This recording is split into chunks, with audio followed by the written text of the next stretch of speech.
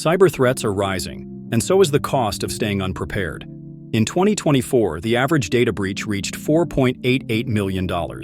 That's why every business, large or small, needs a cybersecurity assessment checklist to proactively reduce risk. Building security into daily operations makes protection natural and sustainable, says Brian Lynch, CEO of Bakersfield Networks. A strong checklist isn't just a to-do list, it's a living framework. It guides regular audits, employee training, access control, and encryption. It prompts incident planning, scans for vulnerabilities, and tracks key metrics like patching and recovery time. Most importantly, it evolves with your systems.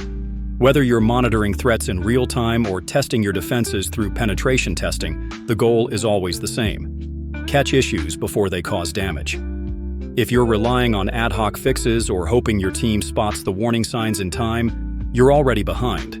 Read the full article on our website for a step-by-step guide to smarter cybersecurity, and add this episode to your Spotify playlist to stay ahead of your next security review.